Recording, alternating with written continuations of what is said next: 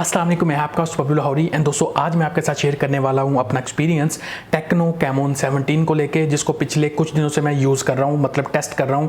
इसकी gaming performance कैसी है, इसकी पबजी परफॉर्मेंस कैसी है, कोई हीटिंग इशू तो नहीं है, कोई लैगिंग तो नहीं है, कैमरा परफॉर्मेंस कैसी है, ओवरऑल वैल्यू कहाँ पर निकलती है और क्या आपको इस फ़ोन को लेना चाहिए नहीं लेना चाहिए।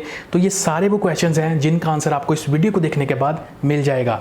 तो डिटेल्स के लिए वीडियो को आगे देखते रहिए। तो starting with the design and build. अब ये जो कैमोन 17 है ना, जब मैंने डब्बे में से निकाला था, फर्स्ट इंप्रेशंस थे मेरे, वहाँ पे मुझे पसंद आया था। लाइक अभी भी मैं यही कहूँगा कि मुझे इस डिवाइस की लुक अच्छी लगी। टेक्नो एक नया डिज़ाइन लेके आया, एक रिफ्रेशिंग यहाँ पे ना मतलब डिवाइस देखने को मिलती है। और ये जो कैमन की ब्रांडिंग है थोड़ी इम्बोस्ड या इनग्रेव्ड जो भी कह लो, इसको एक फील आता है इसका बिल्ड के ऊपर। और दूसरा ये है कि मैंने आपको एक चीज़ बताई थी कि लाउड ब्रांडिंग का ट्रेंड चलेगा, हर ब्रांड की तरफ से फॉलो की जाएगी और वही काम हो रहे हैं, आप देख लें। तो ये चीज़ें हैं। बहरहाल ओवरऑल ये जो डिवाइस है दिखने से बैक साइड से अच्छी लगती है, प्लास्टिक बिल्ड है और इसकी जो फिनिश है ना, ये कुछ मैट टाइप फिनिश आप कह सकते हैं, स्मजेस नहीं पड़ते इसके ऊपर। तो मैं एक ऐसा यूज़र हूँ केस के बगैर यूज़ करता हूँ, तो मेरे लिए काफ़ी कन्वीनियंट है, मतलब स्मजेस नहीं पड़ते इसके ऊपर। बाकी केस मिल जाता है, इसको प्रोटेक्शन वगैरह इसकी की जा सकती है। इन हैंड फील काफ़ी अच्छा है इस डिवाइस का और वेट अराउंड 195 ग्राम के अराउंड है, तो एक सॉलिड इन हैंड फील देती है। एक बड़ी बैटरी के साथ जो वेट डिस्ट्रीब्यूशन है डिवाइस का वो भी अच्छा देखने को मिला। मेरा जो डिस्प्ले का एक्सपीरियंस है इस फोन के साथ, देखिए 720p का पैनल है, एक आपको पंच होल देखने को मिलता है। पंच होल का साइज़ मुझे लगा थोड़ा सा ज़्यादा बड़ा है, इसको छोटा रखा जाता तो और अच्छी बात हो जाती। और दूसरा ये कि 720p का पैनल है। अब इस सेगमेंट के अंदर 1080p को ब्रांड्स को चाहिए कि कंसीडर करे इस रेजोल्यूशन को। दूसरा ये कि 90 हर्ट्ज एक एडवांटेज है। 90 हर्ट्ज के रिफ्रेश रेट से ना डिवाइस एक स्मूथ फील आता है, वो चीज़ मैंने फील किया। जो डिवाइस का मतलब एक स्वाइपिंग स्क्रॉलिंग एक्सपीरियंस है ना, वो अच्छा है। टच रिस्पॉन्स अच्छा है बिकॉज 180 हर्ट्ज का आपको टच सैम्पलिंग भी देखने को मिलता है। विजिबिलिटी इंडोर काफ़ी अच्छी है। आउटडोर के अंदर जो है ना, मतलब हार्श लाइटिंग है, सन लाइटिंग है, वहाँ पे विजिबिलिटी थोड़ी कम होती है लेकिन विजिबल रहता है, मतलब ऐसा नहीं है कि दिखता नहीं है, नज़र आता है अच्छे से। तो ये चीज़ें हैं। दूसरा ये है कि मैंने इसके ऊपर कंटेंट कंज्यूम करके देखा, वीडियो करके देखी, प्ले करके देखी।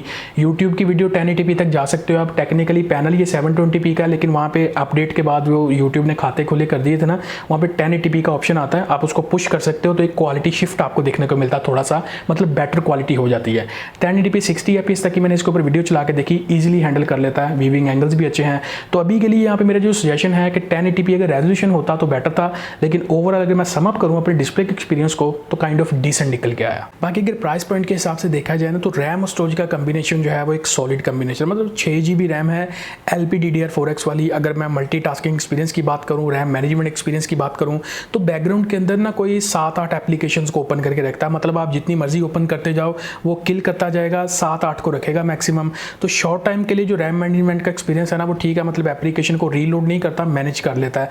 लेकिन थोड़ा लॉन्ग टाइम पड़ी रहे तो फिर उसको रीस्टार्ट करना शुरू कर देता है। तो अगर मैं प्राइस पॉइंट के ऊपर देखूँ ना, तो ठीक रैम मैनेजमेंट का एक्सपीरियंस मैं कह सकता हूँ इसको। और दूसरी जो स्टोरेज है 128GB और ये eMMC वाली स्टोरेज है। अब ज़ाहिर है प्राइस रेंज को भी हमने देखना है, तो इस सेगमेंट के अंदर एडवांटेज दिया जा सकता है, मतलब ज़्यादातर ब्रांड eMMC दे रहे हैं तो ठीक है। और स्टोरेज को एक्सपैंड करना है तो ट्रिपल कार्ड स्लॉट है, आप उसके अंदर कोई अगर आपने मेमोरी कार्ड यूज़ करना है तो अच्छी क्वालिटी का जो क्लास 10 का मेमोरी कार्ड है ना वो यूज़ कीजिएगा, नहीं तो डिवाइस थोड़ी स्लो हो जाएगी उससे। अगर मैं परफॉर्मेंस को लेकर अपना एक्सपीरियंस शेयर करूँ टेक्नो कैमोन 17 का, तो देखिए मतलब एक अच्छा चिपसेट है, Helio G85। अगर प्राइस पॉइंट पे भी देखें कोई 22,000-23,000 रुपये के ऊपर ये डिवाइस आपको मिलती है, तो इस रेंज के हिसाब से सॉलिड है, परफॉर्मेंस ज़बरदस्त है। और अनफॉर्चुनेट है कि आपको जायरो सेंसर देखने को नहीं मिलता इस रेंज में। अगर मिलेगा भी तो सॉफ्टवेयर वाला मिलेगा, फ़ायदा उसका भी कोई नहीं है, लेकिन थोड़ी दिल को तसल्ली हो जाती है कि यार चलो एटलीस्ट एक कुछ इंजॉय कर सकते हैं। जो जायरो है डिलेज ही सही थोड़े बहुत, तो बहरहाल होना चाहिए था इसके अंदर जो सॉफ्टवेयर वाला जायरो एटलीस्ट। और उसके अलावा अगर मैं कुछ ग्राफिक्स की बात करूँ तो बैलेंस स्मूथ विद अल्ट्रा जाता ही ये वाली डिवाइस। और ये है कि मेंटेन ही थोड़ा रख पाती, मतलब TDM matches with non gyro player अच्छे निकल के आते हैं, लेकिन कहीं ना कहीं पे ना आपको फ्रेम ड्रॉप्स देखने को मिले, लाइक लैग देखने को मिले। जहाँ पे एनिमीज एकदम आपके ऊपर झपट पड़े हैं वहाँ पे थोड़ा बहुत लैग कर जाएगी डिवाइस। दूसरा जो नोटिफिकेशन आते हैं इस डिवाइस के अंदर, वहाँ पे थोड़ा सा मुझे ऊपर नीचे होती हुई चीज़ें नजर आई, तो नोटिफिकेशन को डिसेबल करके खेला तो ठीक था। तो ये सारी चीज़ें हैं। स्क्रीन रिकॉर्डिंग करके आप नहीं खेल सकते, मतलब अगर आप एक ऐसे पर्सन है स्क्रीन रिकॉर्ड करके खेलना चाह रहे हो, अपना गेम प्ले नहीं कर सकते भाई, काफ़ी लैग देखने को मिलता है, प्रोसेसर के ऊपर एक्स्ट्रा लोड पड़ता है। तो ये चीज़ें हैं। तो नॉन जायरो प्लेयर एक अच्छा एक्सपीरियंस ले सकते हैं। लाइक अगर मैं रेट करूँ इस एक्सपीरियंस को तो 8/10 इसको मैं रेट करता हूँ। क्लासिक मैचेस के ऊपर मतलब जहाज से जंप लगा के लैंड करते हुए पैराशूट अटक जाता है, मतलब जब ज़मीन के पास पहुँचते हैं, तो ये मुझे 1-2 जगह पे फेस हुआ, नॉट एवरी टाइम।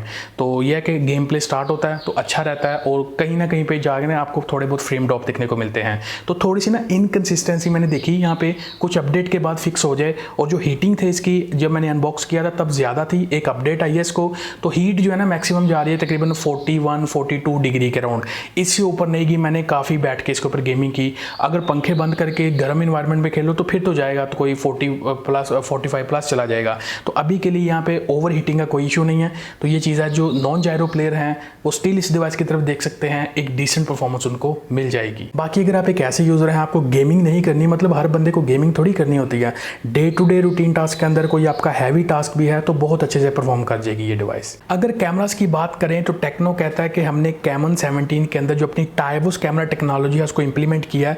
तो मेरे पास कंप्लीट कैमरा सैंपल्स भी हैं इसके, मैं आपको दिखाता हूँ, साथ साथ अपना जो ओपिनियन है वो भी दूंगा। तो नंबर मैं आपको बता दूं, बैक साइड पे ट्रिपल कैमरा है, 48 मेगापिक्सल का मेन सेंसर है जो बेसिकली 12 मेगापिक्सल होता है, उसके साथ 2 मेगापिक्सल का डेप्थ सेंसर है और 2 मेगापिक्सल का, या वैसे आप उसको कह सकते हैं मेरा फेवरेट सेंसर, या उसको रेलू कट्टा सेंसर कह सकते हैं। मैं बड़ी खोज लगाने की कोशिश कर रहा हूँ उसकी कि आखिर इसका काम क्या है फ़ोन के अंदर, लेकिन मुझे नहीं पता चल रहा, मतलब मेरी खोज अभी जारी है उसके बारे में। दूसरा सेल्फी 16 मेगापिक्सल की। अब ये अच्छी बात है कि गेमिंग फ़ोन होने के साथ साथ यहाँ पे कैमरा पे भी कुछ काम किया गया है। तो आइए मैं आपको कैमरा सैंपल इसके दिखाता हूँ, देखते हैं टेक्नो ने क्या काम किया इसकी कैमरा टेक्नोलॉजी के ऊपर। तो ये रहे दोस्तों टेक्नो कैमन 17 के कैमरा सैंपल्स आपकी स्क्रीन के ऊपर। अब देखिए, जो अगर मैं प्राइस रेंज देखूँ ना, कोई 22,000-23,000 रुपये के ऊपर ये फ़ोन आपको मिलेगा। तो यहाँ पे मोस्टली टेक्नो गेमिंग के ऊपर फोकस करता था, लेकिन इस बार बिकॉज कैमन सीरीज़ है तो टाइवस कैमरा टेक्नोलॉजी को इंप्लीमेंट किया। तो कुछ मैं कह सकता हूँ कि कैमरा की डिटेल भी मुझे बेटर दिखने को मिली, कुछ रिस्पेक्टेबल दिखने को मिली।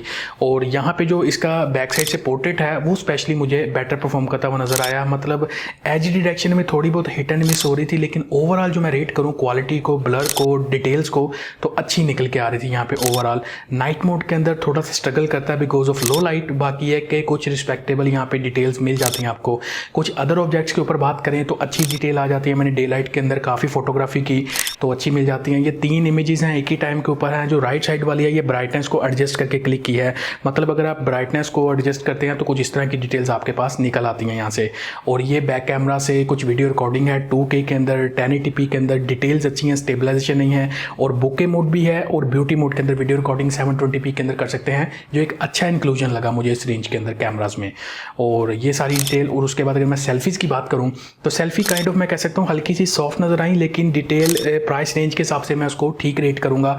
और 16 मेगापिक्सल की सेल्फी है। थोड़ी सी अगर चीज़ें ओवर एक्सपोज हों तो HDR मोड उन चीज़ों को लेवल कर देता है, लाइक ये आप देख सकते हैं। उसके बाद जो ब्लर है वो एज डिटेक्शन थोड़ी सी मुझे हिट एंड मिस नज़र आई, लेकिन काइंड ऑफ अगर प्राइस रेंज के हिसाब से अगेन मैं कहूँगा ठीक है। लो लाइट के अंदर जो डिटेल्स हैं वो थोड़ी सफ़र करती हैं, लेकिन जो डिटेल्स निकल के आती हैं वो सारी आपके सामने हैं। अगर मैं फ्रंट साइड से वीडियो रिकॉर्डिंग की बात करूँ तो 2K वीडियो रिकॉर्डिंग 1080p और 720p की मिल जाती है। स्टेबलाइजेशन किसी मोड के अंदर नहीं है, जो डिटेल्स हैं वो अच्छी देखने को मिलती हैं। ये सारे सैंपल्स आपके सामने हैं। और फ्रंट साइड के ऊपर 2 एडवांटेज हैं, बुके मोड भी है, ब्यूटी मोड भी है, जो इस प्राइस सेगमेंट के हिसाब से अगेन कहूँगा कि एक अच्छा इंक्लूजन है। स्लो मोशन मुझे इतना मज़े का नहीं लगा, बहरहाल जो डिटेल्स हैं वो आपके सामने है। 120 FPS और 240 FPS के अंदर आपको मिल जाता है। अगर मैं अपने सॉफ्टवेयर एक्सपीरियंस की बात करूं तो अभी के लिए जो मेरी टेस्टिंग है इस डिवाइस के साथ, मतलब मेरे पास कोई ऐसी कंप्लेन नहीं है जो मैं करूं। Android 11 out of the box मिलता है जिसके ऊपर टेक्नो की HiOS को इंप्लीमेंट किया गया है। अब HiOS के अंदर आपको फीचर्स अच्छे मिल जाते हैं, फीचर रिच है, लेकिन यहाँ पे जो ब्लॉटवेयर देखने को मिलता है वो मैं कहना चाहूँगा कि टेक्नो को कि लेट द यूज़र डिसाइड कि उनको कौन सा सॉफ्टवेयर चाहिए, उनको कौन सी चीज़ इंस्टॉल करनी है। तो ब्लॉटवेयर से जो एक्सपीरियंस है ना वो थोड़ा सा ना आगे पीछे हो जाता है। तो ये है कि इसको रिफाइन करके यूज़ किया जा सकता है। जो हॉट सर्चेज के ऊपर एड्स आपको नज़र आती हैं इनको डिसेबल किया जा सकता है। तो एंड्रॉयड 12 बीटा की अपडेट इसको फ़ोन को मिलेगी, या आप फ्लैश कर सकते हैं खुद से टेक्नो के ऑफिशियल सोर्स के थ्रू, तो अच्छी बात है। लेकिन जो बीटा वर्जन है मैं रिकमेंड नहीं करूँगा कि अभी आप उसकी तरफ जाएं, बिकॉज ऑफ कुछ बग्स आपको देखने को मिलेंगे। जो स्टेबिलिटी है एंड्रॉयड 11 के ऊपर रह के इसको यूज़ करें। तो ओवरऑल जो मेरा अभी तक का सॉफ्टवेयर एक्सपीरियंस है इस फ़ोन के साथ वो अच्छा निकल के आया। बैटरी बैकअप इस फ़ोन का काफ़ी अच्छा देखने को मिला, लाइक 5000 mAh की एक बड़ी बैटरी है। तो मेरे नॉर्मल यूज़ के अंदर ये डिवाइस 1.5 दिन तक जा रही थी मेरे पास बैकअप में। बाकी जिस दिन मैं कोई टेस्टिंग के दौरान कोई गेमिंग सेशन कर लिए 1.5-2 घंटे, फिर मल्टीमीडिया यूज़ कर लिया, तो उस हैवी यूज़ में मुझे 1 दिन आराम से दी जाती थी डिवाइस। और रात के टाइम कोई फिर भी 15-20% बैटरी बच जाती थी से। तो बैटरी जो है बैकअप मैं कहूँगा एक अच्छा देखने को मिलता है। दूसरा 18 वाट की फास्ट चार्जिंग को सपोर्ट करती है, जो एक प्लस पॉइंट है। डब्बे के अंदर चार्जर भी देखने को मिलता है। आल दो नीचे वाली साइड पे आपको एक माइक्रो USB का सपोर्ट देखने को मिलता है। तो यहाँ पे अगेन सजेशन ब्रांड के लिए कि टाइप C जो है वो फ्यूचर है, अब उसको कंसीडर करना चाहिए इस रेंज के अंदर। और दूसरा ये है कि चार्जिंग टाइमिंग की बात करूँ तो ये स्लाइड के अंदर मैंने मेंशन कर दिए हैं 0 to 95% बैटरी 2 घंटे के अंदर चली जाती है, और उसके बाद जो अगले 5% है उसमें 15-20 मिनट ले जाती है। तो अराउंड 2 घंटे 20 मिनट तक इसका बैटरी चार्जिंग टाइम है। तो ये उसके बाद जो बैकअप है वो काफ़ी अच्छा देखने को मिला मुझे। कुछ कनेक्टिविटी की बात करें तो कॉल क्वालिटी अच्छी है इस फ़ोन के साथ, मैंने यूज़ करके देखा। उसके अलावा ऑटो कॉल रिकॉर्डिंग मिल जाती है, टेक्नो का अपना डायलर है, iOS का गूगल डायलर नहीं है, तो अगली पार्टी को नहीं पता चलेगा इसके बारे में। दूसरा ये है कि सिग्नल रिसेप्शन भी अच्छा था, कोई सिग्नल ड्रॉप का इशू भी मैंने इस अपनी टेस्टिंग में फेस नहीं किया। वाईफाई रिसेप्शन भी अच्छा था, उसके सिग्नल्स भी अच्छे आ रहे थे। मतलब हर तरह की जो कनेक्टिविटी है ना इस फ़ोन के साथ, वो मेरा एक्सपीरियंस ठीक निकल के आया। अगर मल्टीमीडिया एक्सपीरियंस की बात की जाए ना, लाइक इसकी डिस्प्ले के ऊपर मैंने कंटेंट कंज्यूम करके देखा। अब मैंने 720p का आपको एक्सप्लेन किया कि 1080p होता तो और बेटर हो जाता। बहरहाल अभी के लिए जो है उसके ऊपर अगर बात की जाए तो वीडियो के ऊपर जो एंगल्स हैं, डिस्प्ले के व्यूविंग्स वो भी अच्छे हैं। मतलब कोई घटिया एक्सपीरियंस नहीं है, काइंड ऑफ डिसेंट एक्सपीरियंस मैं इसको कह सकता हूँ। 90 हर्ट्ज का जो एडवांटेज है ना वो मेन चीज़ है यहाँ पे। तो ये चीज़ें हैं। दूसरा अगर मैं स्पीकर क्वालिटी की बात करूँ तो नीचे सिंगल स्पीकर है, इसकी क्वालिटी में एवरेज रेट करता हूँ, मतलब थोड़ी और बेटर हो सकती थी, पर इसको मैं एवरेज रेट करता हूँ। दूसरा ये जो ऑडियो जैक है ना, इसका जो आउटपुट है, अगर आप कोई अच्छी क्वालिटी की हैंड फ्री यूज़ करते हैं, लाइक मैंने इसको यूज़ करके देखा, एक अच्छा आउटपुट आपको ये 3.5 mm वाले जैक के अंदर से मिल जाता है। अगर कुछ सेंसर्स की बात करें तो इसके अंदर जायरो सेंसर वो मिसिंग है, होना चाहिए था। मतलब मैं समझता हूँ कि एटलीस्ट जो सॉफ्टवेयर वाला जायरो है ना उसको इनेबल कर दिया जाए तो थोड़ी दिल को तसल्ली हो जाती है इससे, तो काम तो वो भी नहीं आता। बहरहाल ये चीज़ें ऐसी। उसके अलावा अगर मैं सिक्योरिटी की बात करूँ तो बैक साइड के ऊपर ये जो फिंगरप्रिंट सेंसर है, आपको इसकी स्पीड जो है काफ़ी अच्छी देखने को मिलती हैं, काफ़ी फास्ट और काफ़ी रिलायबल तरीके से काम करता है। जो फेस ID है यह भी अच्छे तरीके से काम करती है इसकी, और OTG का सपोर्ट भी आपको यहाँ पर देखने को मिल जाता है। मतलब आपने कोई एक्सटर्नल USB अटैच करनी है इसके साथ तो वो भी आप कर सकते हैं। तो मेरा फाइनल वर्डिक्ट क्या है टेक्नो कैमोन 17 के बारे में, और क्या ये फ़ोन मैं आपको रिकमेंड कर सकता हूँ या नहीं। तो देखिए, प्राइस इस फ़ोन की है 25,000, और प्राइस के हिसाब से जो फीचर है काफ़ी अच्छे हैं। डिवाइस वैल्यू फॉर मनी है, डिस्काउंट के बाद आपको कहीं पे 22,000-23,000 रुपये के ऊपर ये डिवाइस ऑफलाइन मार्केट से मिल जाएगी। तो डिवाइस फीचर्स के हिसाब से कोई इशू नहीं है। परफॉर्मेंस का जो था मैंने आपको बता दिया। गेमिंग के अलावा अगर अदर हैवी यूज़ है तो बहुत अच्छा चलेगी, और जो PUBG के अंदर कॉम्प्रोमाइज़ थे, फ्रेम ड्रॉप के, जो लैग के, वो मैंने आपको बता दिए सारे क्या सीन था। ओवरऑल अगर मैं परफॉर्मेंस को समअप करूँ ना तो काइंड ऑफ डिसेंट मैं कह सकता हूँ उसको। दूसरा, परफॉर्मेंस के साथ यहाँ पे कैमरास के ऊपर जो फोकस किया ना, टाइवोस कैमरा टेक्नोलॉजी, तो बेटर परफॉर्म करती हुई नजर आई। सारे कंप्लीट कैमरा सैंपल्स मैंने आपको दिखा दिए। लाइक पिछली दफ़ा हमने देखा था टेक्नो पोवा जो 25,000 रुपये की रेंज के अंदर था, सिर्फ गेमिंग के ऊपर फोकस डिवाइस थी, वो कैमरास पे फोकस नहीं था। लेकिन यहाँ पे कैमरास पे भी फोकस किया गया है, ये अच्छी बात है। मतलब कुछ डिसेंट कैमरास भी आपको देखने को मिलते हैं। बाकी 6GB 128GB ओवरऑल ये device value for money device है। और जो चीज़ें मैंने आपको एक्सप्लेन कर दी, आई होप कि आपको पता चल गया होगा। ये डिवाइस मैं आपको रिकमेंड कर सकता हूँ। डेफिनेटली आप इस रेंज के अंदर इस डिवाइस की तरफ देख सकते हैं। तो ये वीडियो यहीं तक थी। अगर पसंद आई हो तो लाइक कर सकते हैं, चैनल पर नए हैं तो मोस्ट वेलकम, चैनल को सब्सक्राइब कर सकते हैं। मैं मिलता हूँ आपसे नेक्स्ट वीडियो में, तब तक के लिए अपना और अपने चाहने वालों का बहुत ज़्यादा ख्याल रखिएगा। बबलू लाहौरी को दीजिए इजाज़त। अल्लाह हाफिज़।